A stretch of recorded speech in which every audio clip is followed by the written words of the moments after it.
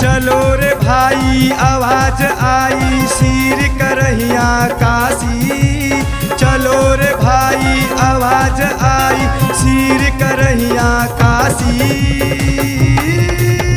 जय जय बोल गुरु रविदासी, जय जय बोल गुरु रविदासी, जय जय बोल गुरु रविदासी, जय जय बोल गुरु रविदास। गुरु पावन चरणों में बन के रहो दास और दासी। जय जय बोल गुरु रविदासी, जय जय बोल गुरु रविदासी, जय जय बोल गुरु रविदासी, जय जय बोल गुरु रविदासी।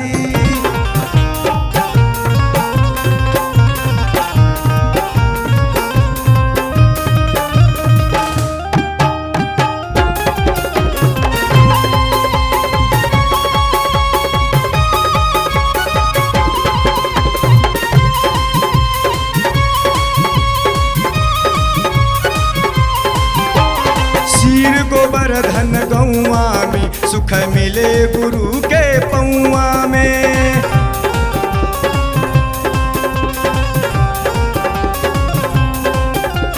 शीर गोवर्धन गौआ में सुख मिले गुरु के पौआ में। सब जन मन सतगुरु चरण में रूप सदा अविनाशी। जय जय बोल गुरु रविदासी, जय जय बोल गुरु रविदासी, जय जय बोल गुरु रविदासी।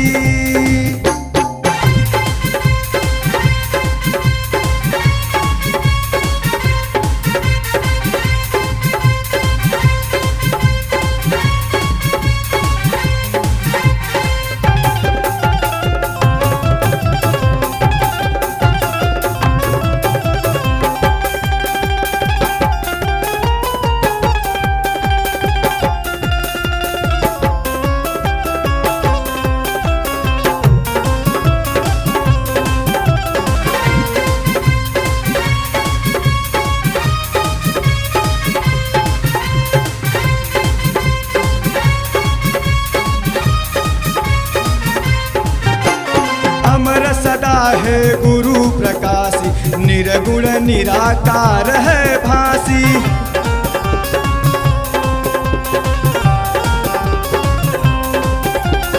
अमर सदा है गुरु प्रकाशी, निर्गुण निराकार है भासी। आस लगाओ गुरु चरण में कटे गले की फांसी। जय जय बोल गुरु रविदासी, जय जय बोल गुरु रविदासी, जय जय बोल गुरु रविदासी, जय जय बोल गुरु रविदासी।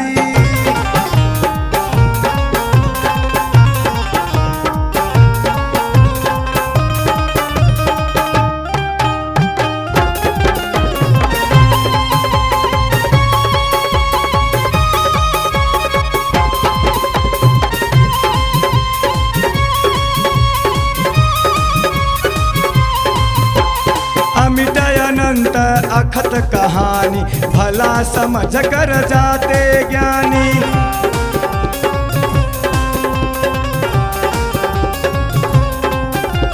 अमिट अनंत अखत कहानी, भला समझ कर जाते ज्ञानी।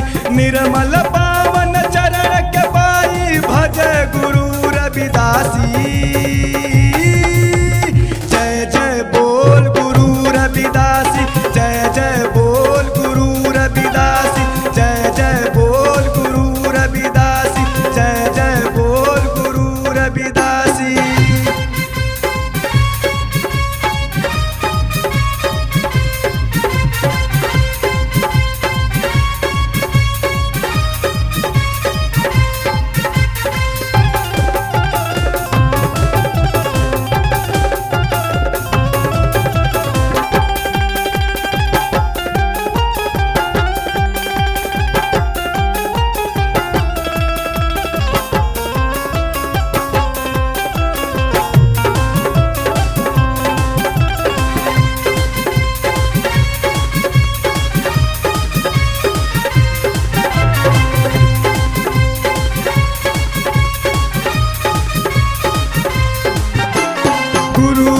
नाम कवि वेद मुनि, साधु की मन बात गुनी।